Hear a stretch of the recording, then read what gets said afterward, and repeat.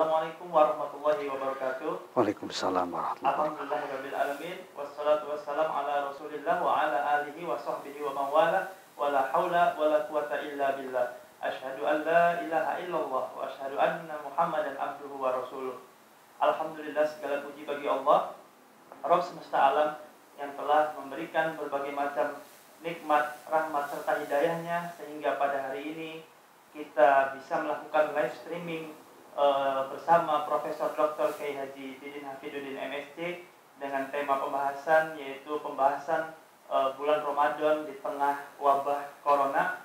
Insya Allah kepada para jamaah Masjid Abu Bakar dan sahabat Askar Media untuk selalu menyaksikan live streaming ini di YouTube, di Instagram dan fanpage Askar Media. Salawat serta salam tak lupa kita curahkan kepada Nabi besar kita, Nabi Muhammad SAW, yang telah membawa kita dari kegelapan menuju terang benderang insya Allah.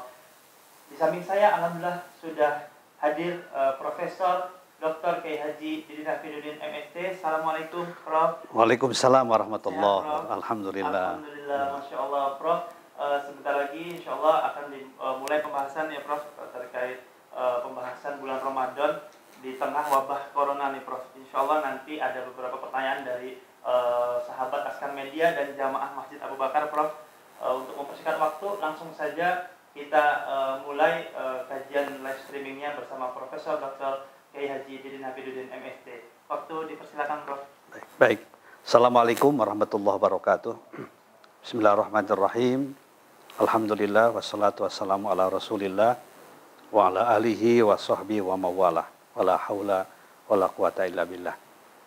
Kita bersyukur kepada Allah Subhanahu wa taala bahwa beberapa hari lagi kita akan berada di bulan yang penuh dengan keberkahan. Bulan suci Ramadan 1441 Hijriah.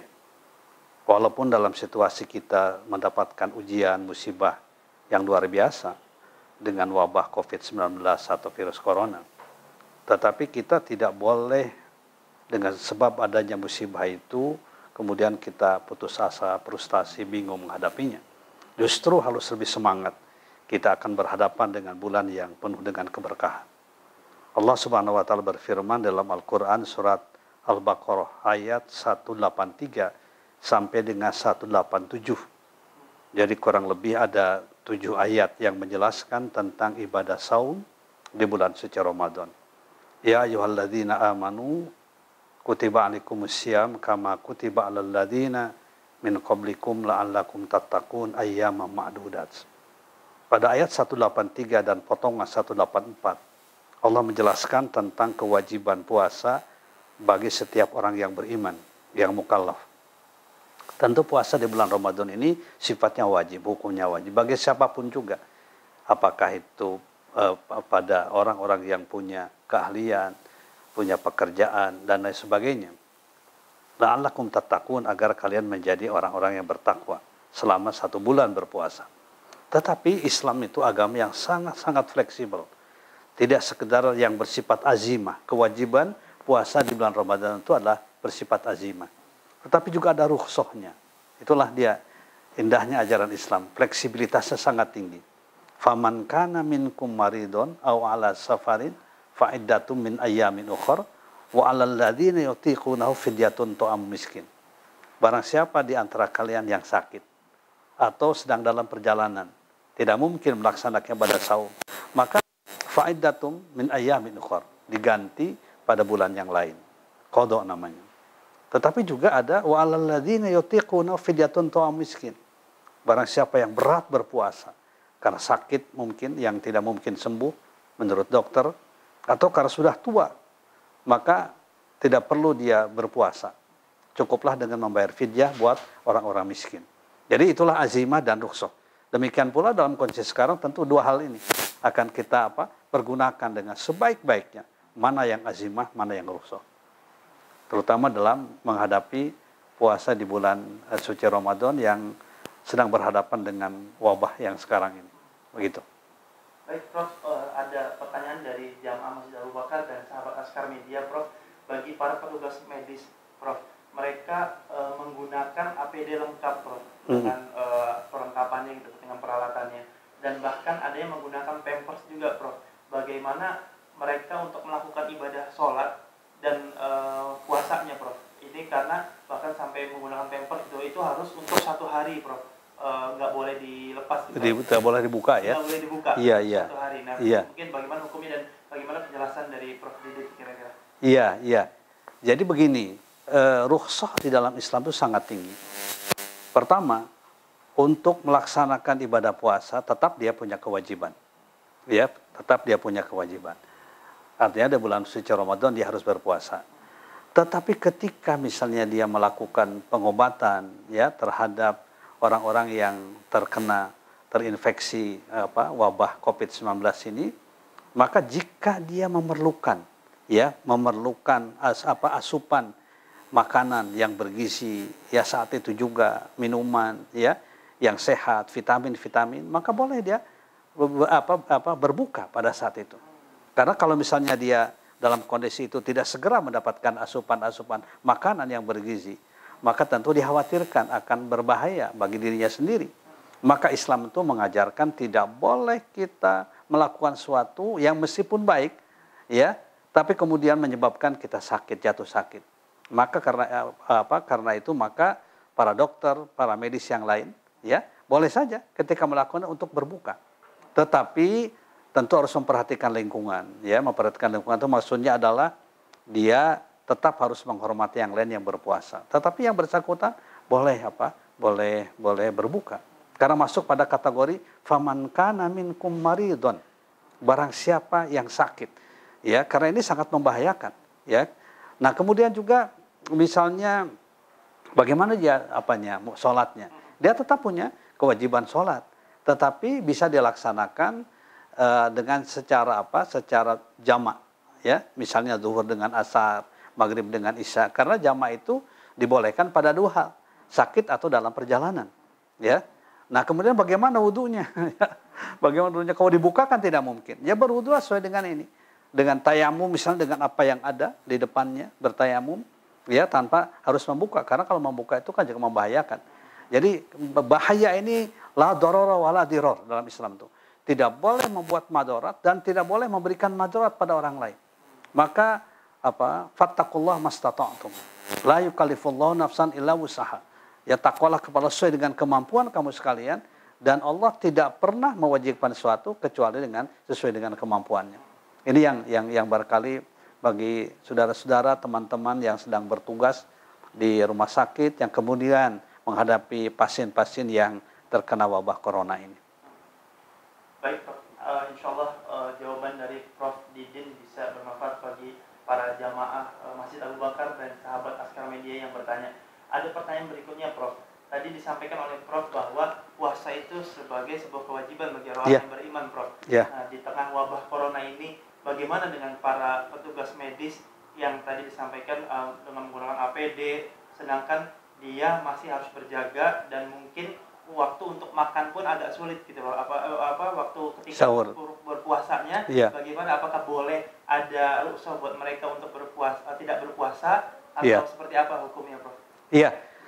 Jadi karena ini sesuatu yang membahayakan ya bagi dokternya sendiri dan bagi tenaga-tenaga medis yang lainnya, maka kalau dia tidak sempat, prinsipnya dia wajib berpuasa ya, prinsipnya ya. Tapi kalau dia tidak sempat sampai makan sahur pun, misalnya begitu ya, tidak sempat dia melakukan hal yang biasa, maka itu termasuk kategori maridon, sakit. Jadi boleh dia tidak berpuasa. Tapi dia tetap harus punya azimah, punya niat yang kuat, saya ingin berpuasa. Tapi ketika ternyata sampai makan pun tidak mungkin, ya makan sahur tidak mungkin, karena dia 24 jam misalnya harus tugas, gitu ya, maka ya sudahlah dia tidak berpuasa, meskipun dalam hati dia berniat untuk berpuasa. Ketika dia merasa payah, merasa lemah, ya misalnya begitu ya, kemudian juga kurang tidur dan sebagai khawatir sakit, maka disitulah dia berbuka. Silakan berbuka, tidak berpuasa. Nanti fa'iddatum min ayyamin ukhar, diganti pada puasa pada hari dan bulan yang lain, yang namanya qada. Kalau sholat kan tidak boleh qada ya. Sholat itu lakukan saja, sholli qa'iman, sholli dalam keadaan berdiri. Ya, kalau tidak fa'ilam tastati faqa'idan. Kalau tidak mampu sholat dalam keadaan berdiri, dalam keadaan duduk. Fa'ilam tastati fa'ala junbin. Kalau misalnya juga tidak mampu sholat dalam keadaan duduk, ya sesuai dengan kemampuan. Artinya bahwa sholat itu harus dilaksanakan walaupun pelaksanaannya tidak seperti dalam keadaan azimah, ya dalam keadaan normal, tapi dalam kondisi darurat. Itu namanya dikatakan rukhsah. Gitu. Jadi selalu ada jalan keluar dalam syariat Islam itu, begitu. Ya, baik. Pertanyaan selanjutnya dari Jamaah Masjid Abu Bakar dan sahabat Askar Media masuk ini, Prof. Pertanyaannya, apakah perlu ketika nanti para petugas medis ini tidak berpuasa, Prof, memang dibolehkan tidak berpuasa, apakah perlu di kemudian hari membayar fidyah, Prof, sebagai gantinya, Prof? Iya. Iya, jadi yang membayar fidyah itu dua hal. Wa 'alal ladzina yutiqunahu fidyatun ta'amu miskin. Ya, orang-orang yang tidak mungkin dia berpuasa, berat sekali dia berpuasa. Orang yang sudah uzur, sudah usianya sudah lanjut. Yang kedua adalah orang-orang yang sakit, ya, yang sakit parah, sakit keras, yang secara medis dia kata dokter misalnya tidak memungkinkan untuk sembuh, maka di situ dia bayar fidyah. Fidyatun ta'amu miskin. Ya, diberikan fidyah, memberikan makan untuk orang-orang miskin.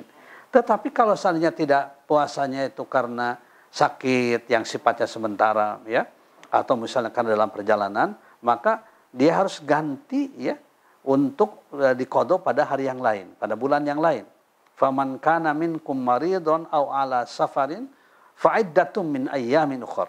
Barang siapa yang sakit atau sedang dalam perjalanan, ya, kemudian dia berbuka, fa'iddatum min ayyamin ukhra, maka diganti qadha pada bulan yang lain. Nah, dokter yang sedang bertugas, ya, pada bulan Ramadan, dia tidak sempat berpuasa, atau kalau puasa juga khawatir akan berakibat negatif, maka kewajibannya bukan fidyah, kewajibannya untuk qadha pada bulan yang lain sampai ada kemungkinan, misalnya bulan Syawal, ya, bulan Dzulhijjah, Dzulqa'dah, bulan-bulan yang lain. Tapi kalau misalnya juga tidak memungkinkan, baru bayar fidyah. Jadi tetap yang prioritas utama adalah, kewajiban utama adalah untuk qadha sesuai dengan hari dia tidak berpuasa di bulan Ramadan, begitu. Baik, Prof.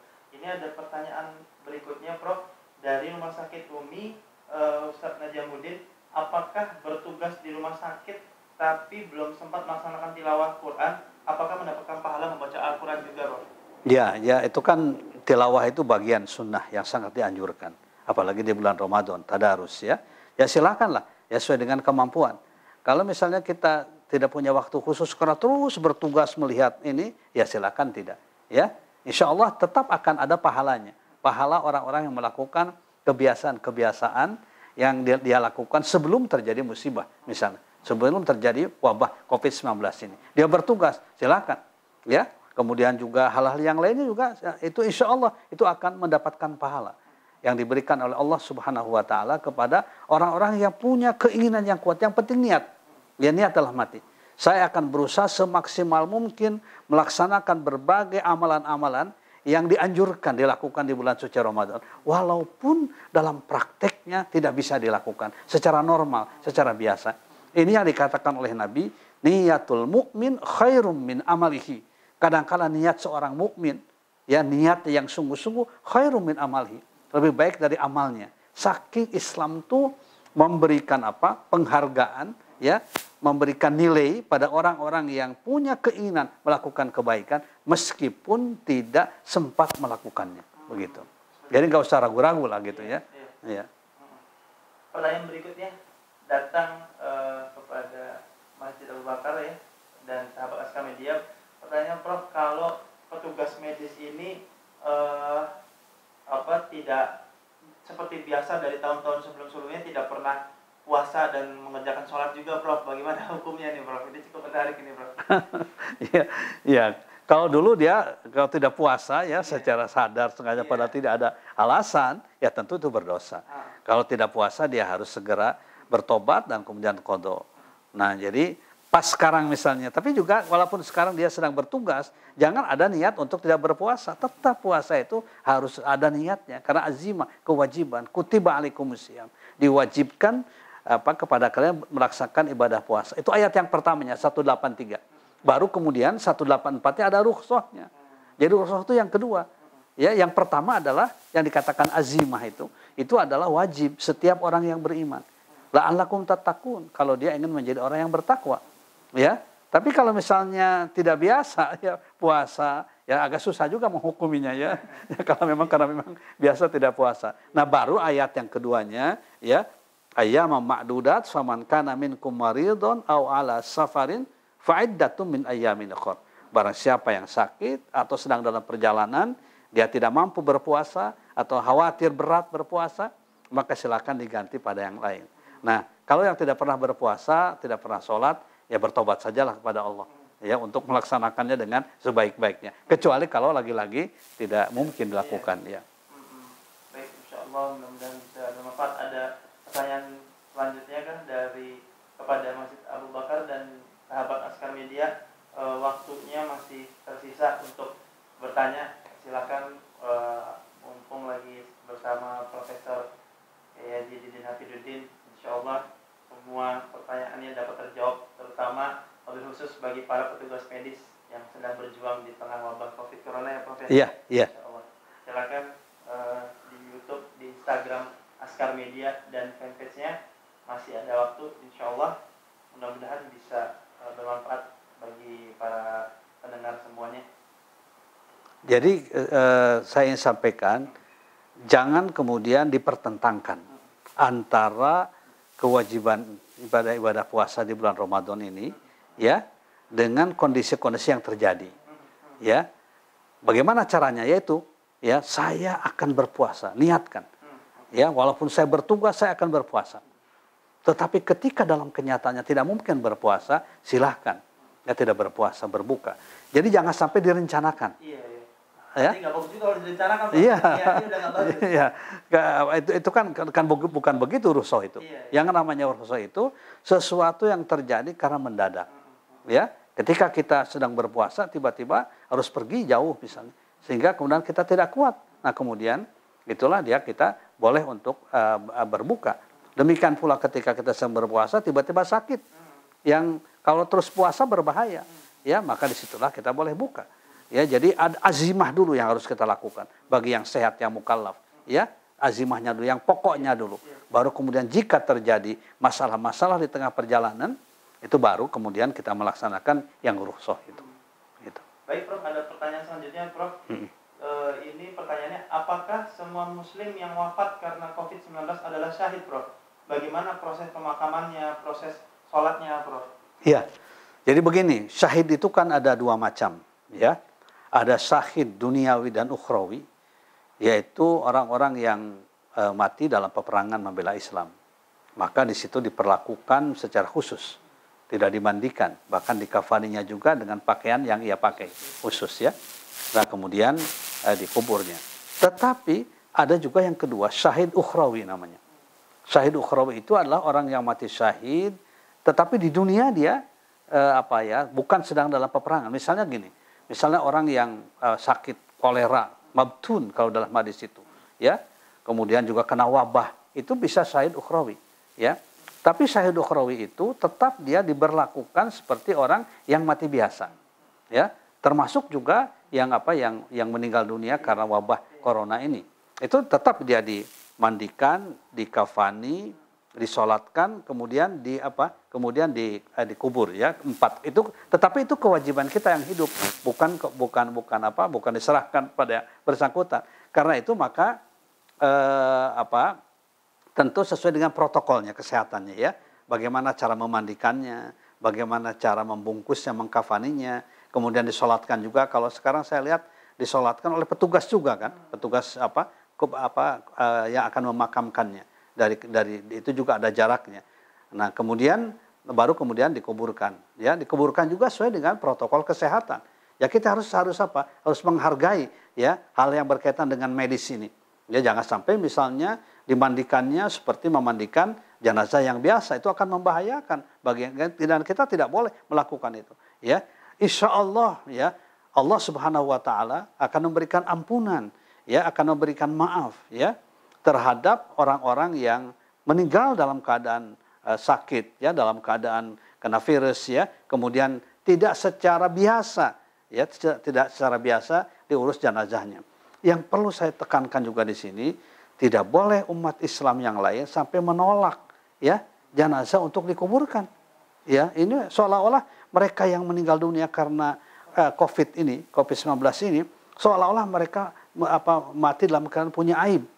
Ya, sehingga ditolak oleh masyarakat, dikuburkan di satu tempat yang sudah dipersiapkan. Itu menurut saya tidak boleh.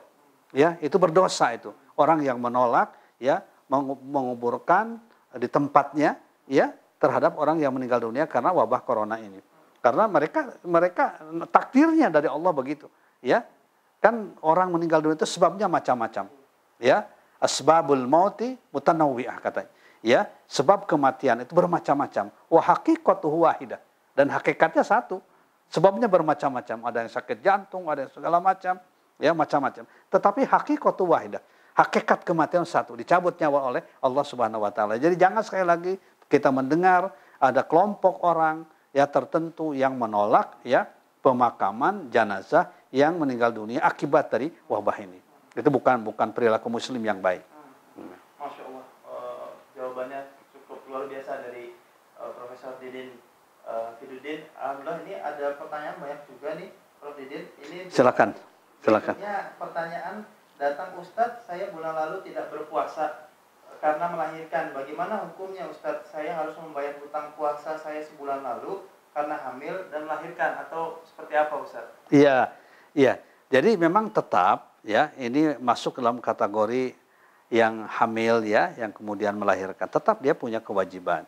Oleh karena itu, maka yang pertama yang harus dilakukan adalah qada.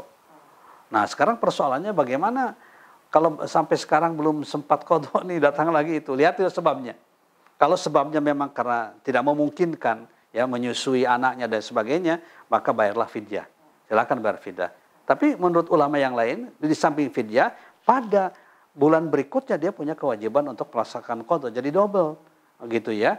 Karena ini dua, karena untuk dirinya juga untuk anaknya, ya. Tapi yang sekarang karena waktunya mungkin sudah mendesak, dia belum sempat mengqada, segeralah bayar. Tahunnya bayar fidyah. Bayar fidyah itu 1 hari 1 mud ya. Kira-kira 1 liter lah. Jadi kalau 30 hari 30 liter beras berikan kepada fakir miskin. Ya, begitu ya. Baik. Ustaz, pertanyaan berikutnya datang, bagaimana sikap kita terhadap teman, saudara, atau bahkan orang tua kita yang terkena wabah COVID-19 ini agar tetap menjaga adab kita sebagai anak? Ya, yang pertama tentu doa ya. Mendoakan kepada Allah Subhanahu wa taala. Karena memang doa anak pada orang tua itu insya Allah akan mustajab. Wa waladin solehin yada'ulah, anak soleh yang mendoakan.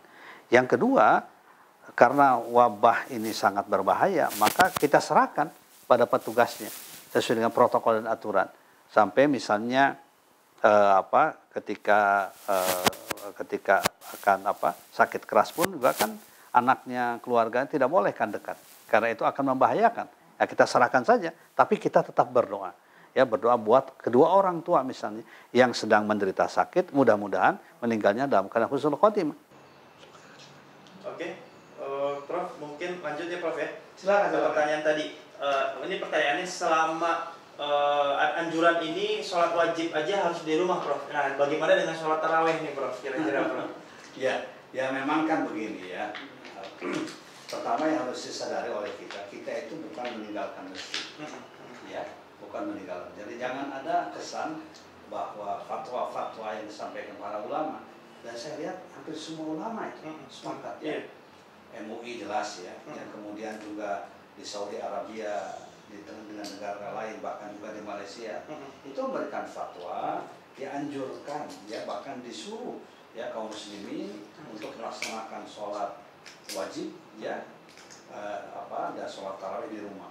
Kemudian juga sholat Jumat juga diganti dengan sholat zuhur di rumah, karena kondisinya sangat membahayakan. Oleh karena itu nggak ada masalah, ya. Kita karena bukan meninggalkan masjid, kita hanya memindahkan saja.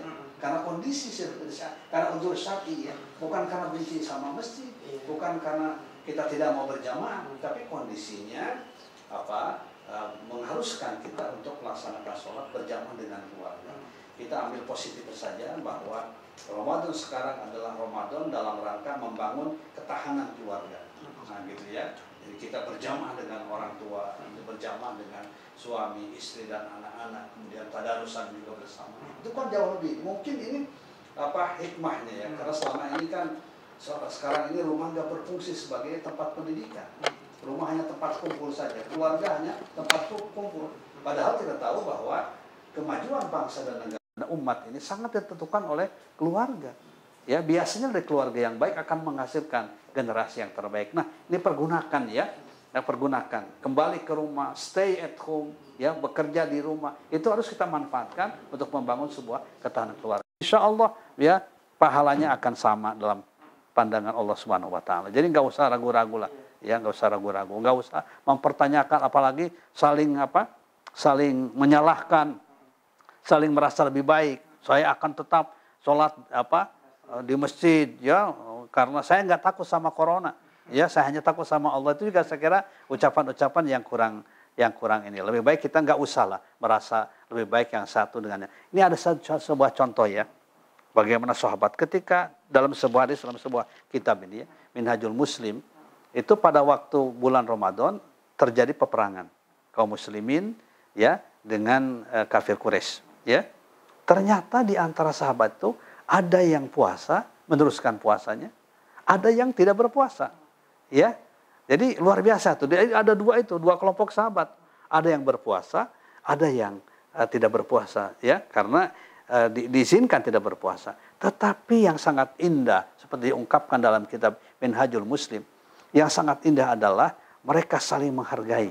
Yang puasa memberikan nilai yang positif pada yang tidak berpuasa, ya, karena diizinkan oleh syariat. Yang tidak berpuasa pun dia tetap menghormati, menghargai yang berpuasa. Dan Rasulullah SAW mendiamkan ya kedua-duanya. Itulah dia umat Islam harusnya begitu. Sekarang juga yang sholat tarawih di rumah, ya, zuhur, ya, menggantikan Jumat, silakanlah kita jangan sampai saling kemudian merasa lebih baik satu dengan yang lainnya begitu. Ya Ustaz, ini ada pertanyaan berikutnya, Masya Allah, tabarakallah Ustaz, pertanyaannya banyak banget. Iya. Ustaz, apabila sampai Idul Fitri masih ada wabah corona, bagaimana seharusnya sikap kita Ustaz? Ya, pertama kita berdoa lah, mudah-mudahan, bahkan bagi Allah kan bukan sesuatu yang mustahil ya, bahwa corona akan segera diangkat, dicabut oleh Allah. Itu harapan kita, harapan umat Islam sedunia yang mengharapkan ya Ramadan ini bisa di masjid. Itu harapan kita, sehingga dan mudah-mudahan Allah akan mendengarkan ya, mengabulkan permohonan kita. Tetapi andaikan pun juga sampai terjadi ya Ramadan akhir, bahkan Idul Fitri masih kita tidak bisa berkumpul banyak orang, ya silakan sesuai dengan kemampuan. Misalnya kita ya dalam rumah saja sholat Idul Fitri 2 rakaat, tidak dalam fatwanya kan tidak perlu ada khutbah Idul Fitri. Kalau di rumah ya sholat saja bersama-sama sekeluarga, nggak ada masalah itu. Takbir, tahmid, tahlil silakan dilakukan. Sholatnya juga dilakukan oleh sebagaimana kita sholat ketika biasa, tapi tidak ada khutbah ya di rumah itu. Nah, itulah kondisinya. Pendeknya begini, yang namanya kaum muslimin, kaum mukminin dimanapun dan situasi apapun, dia harus bisa beribadah sesuai dengan kemampuannya, sesuai dengan petunjuk syara. Karena memang Islam itu agama yang bisa kita lakukan pada saat kita tidak ada masalah, dan bisa dilakukan pada saat kita sedang berhadapan dengan masalah. Itu jangan lupa tuh, ya. Islam itu harus yakin kita begitu. Islam itu agama yang bisa kita lakukan ajarannya baik ketika kita kondisi aman maupun juga kondisi tidak aman. Baik kita kondisi leluasa maupun juga kondisi yang tidak leluasa. Kita harus itu tuh keyakinan kita begitu. Jadi jangan ada istilah kita tinggalkan yang satu ya, karena tidak situasi tidak memungkinkan, jangan. Idul Fitri pun juga kita lakukan kalau terpaksa di rumah. Begitu. Itu keyakinan kita. Mungkin ini pertanyaan terakhir ya dari jamaah Masjid Abu Bakar Cawang Otista dan sahabat Askara Media. Bertanya Pak Kiai, masjid di sekitar berniat menyelenggarakan sholat tarawih. Bagaimana pendapat Pak Kiai? Iya. Kalau seandainya musolanya atau masjidnya di zona hijau, silakan. Artinya aman gitu ya. Tapi berdasarkan keterangan dari pemerintah, ya, dari kesehatan aman, silakan. Tetapi harus dijaga aturannya, protokolnya namanya ya. Misalnya gini, di pintu-pintunya itu ada sanitizer ya, untuk mencuci tangan. Yang kedua, orang-orang itu sholatnya juga safnya tidak seperti biasa. Safnya itu ada jarak, misalnya 1 meter. Ya, kemudian juga masing-masing jamaah membawa apa? Sejadah masing-masing. Ya silakan, tapi ingatkan itu pada zona hijau. Tapi kalau pada zona merah jangan, karena akan membahayakan. Jadi kita juga harus bijak ya, harus bijak, terutama para DKM ya, kemudian juga aparat pemerintah juga harus bijak itu kalau ada suatu masjid yang melaksanakan berjamaah, lihat dulu kenapa ini berjamaah di sini. Jangan langsung kemudian dibubarkan ya, tapi kita lihat dulu kenapa nih. Oh, ternyata di sini masuk zona hijau. Kalau zona merah memang lebih baik tidak melakukan di rumah masing-masing. Jadi saya kira pendeknya fleksibilitas terhadap ajaran Islam itu sangat luar biasa, dan kita harus bersyukur kepada Allah bahwa dalam situasi apapun ya kita tetap akan melaksanakan ibadah dengan sebaik-baiknya sesuai dengan kondisi yang ada. Nah, begitu. Ini nyambung nih Pak Kiai, rupanya ini dari yang tadi terakhir itu, bagaimana hukumnya jika memang menyelenggarakan sholat tarawih, apakah softnya berjarak Pak Kiai? Apakah itu membatalkan sholat? Tidak. Itu darurat itu. Jadi jangan dipaksakan untuk apa? Sawu sufufakum misalnya ya, luruskan, rapatkan. Itu dalam kondisi normal. Sekarang kan dalam kondisi ada ada wabah yang harus dihindari dengan cara menjaga jarak.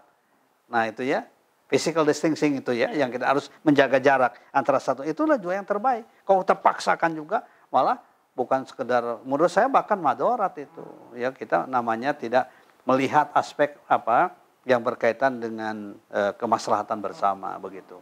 Ya. Masya Allah, tabarakallah, jawabannya mudah-mudahan bisa bermanfaat bagi para yang mendengarkan dari Pak Haji Abu Bakar di Calon Watista dan sahabat Askar Media. Mungkin Pak Kiai ada pesan-pesan khusus untuk kepada para petugas medis dan dokter-dokternya, terutama mobil khusus di Rumah Sakit Umi, Pak Kiai, ada masukannya dari Pak Kiai? Ya, baik. Pertama bahwa para dokter, para petugas yang berkaitan dengan memberikan bimbingan ya, mengobati ya, menjaga orang yang sakit, terutama karena sakit terkena virus ini, itu anggap sebagai sebuah jihad, sebuah ibadah yang sangat mulia, yang sangat besar pahalanya.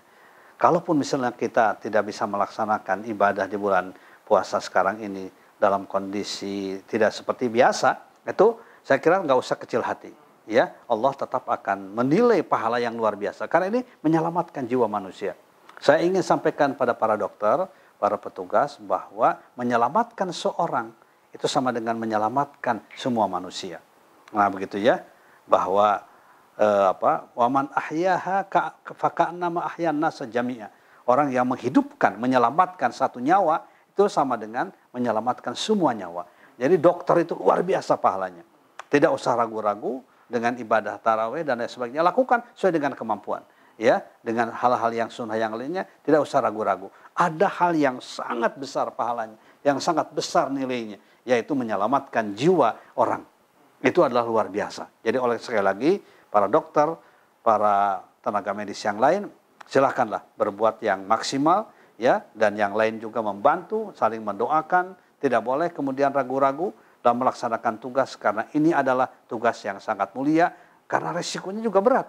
Banyak dokter yang kemudian terkena kan, ya. Nah akibatnya apa? Banyak dokter yang juga banyak yang meninggal dunia, kita melihat. Mudah-mudahan sekali lagi semuanya akan diberikan kemudahan Allah Subhanahu Wa Taala, dan khusus untuk keluarga besar Rumah Sakit Umi, mudah-mudahan diselamatkan oleh Allah Subhanahu Wa Taala, diberikan perlindungan, ya, dan kemudian juga diberikan kesabaran, ketabahan, keikhlasan di dalam menyelesaikan masalah-masalah yang dihadapi, dan memberikan dalam rangka memberikan pelayanan kepada masyarakat, terutama kepada mereka yang sakit. Mudah-mudahan Allah Subhanahu Wa Taala akan menolong kita, akan segera mengangkat wabah COVID-19 ini, dan kita masuk pada bulan Ramadan dengan penuh harapan, kesungguhan, dan kegembiraan. Ya, Allahumma barik lana fi Rajaba wa Sya'bana wa balighna Ramadan. Semoga Ramadan sekarang Ramadan yang terbaik bagi kita kaum muslimin.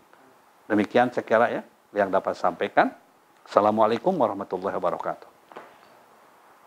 Baik, para jamaah Masjid Abu Bakar di Calon Watista dan dari sahabat Askar, insya Allah jangan lupa yang belum lihat nanti live-nya bisa muncul di YouTube Askar Media. Jangan lupa like, comment, and subscribe-nya di channel YouTube Askar Media, dan jangan lupa juga follow di Instagram Askar Media, ada fanpage-nya juga, bisa dikasih like-nya di situ. Sebelum ditutup, Pak Kiai mungkin bisa memberikan sedikit doa jangan dari Pak Kiai kepada para petugas medis dan para orang-orang yang masih tetap bekerja di tengah pandemi corona ini. Ya baik. Bismillahirrahmanirrahim. Alhamdulillahirabbil alamin, hamdan syakirin, hamdan na'imin, hamdan yuafi ni'amahu wa yukafi mazidah. Ya Rabbana lakal hamdu wa lakas syukru wa lakal mannu wa lakal fadlu kama yanbaghi li jalalikal karim wa azimi sultanik. Allahumma salli ala sayyidina Muhammadin fil awwalin wal akhirin. Allahumma ya Allah ya Tuhan kami, ampunilah segala dosa dan kesalahan kami. Ampunilah ya Allah segala dosa dan kesalahan orang tua kami, saudara-saudara kami kaum muslimin, kaum muslim. Ya Allah, sampaikan usia kami pada bulan suci Ramadan yang penuh dengan keberkahan ini. Berikan kenikmatan kami, kenikmatan orang yang beribadah, dan kemudian kepada saudara-saudara kami, para dokter, para tenaga medis yang lainnya, mudah-mudahan akan diselamatkan oleh Allah Subhanahu wa taala, karena saudara-saudara berjuang untuk kemanusiaan, dan insya Allah ibadahnya merupakan ibadah yang sangat luar biasa, pahala dari Allah Subhanahu wa taala. Rabbana taqabbal minna innaka antas samiul alim wa tub alaina innaka antat tawwabur rahim. Wa sallallahu ala sayyidina Muhammad. Subhana rabbika rabbil izzati amma yasifun. Wassalamun ala mursalin walhamdulillahi rabbil alamin. Alhamdulillah, terima kasih kepada Prof. Didin Hafidzuddin atas kajiannya live streaming bersama Askar Media. Insya Allah nanti kita akan melakukan live streaming di hari-hari berikutnya, yang insya Allah tetap pantau terus Instagram, fanpage, dan YouTube-nya untuk mengetahui siapa yang akan memberikan kajian live streaming bersama Askar Media. Itu saja yang dapat disampaikan. Mungkin kita tutup dengan doa kafaratul majlis. Subhanakallahumma wa bihamdika, asyhadu an la ilaha illa anta, astaghfiruka wa atubu ilaik. Assalamualaikum warahmatullahi wabarakatuh. Waalaikumsalam warahmatullahi wabarakatuh.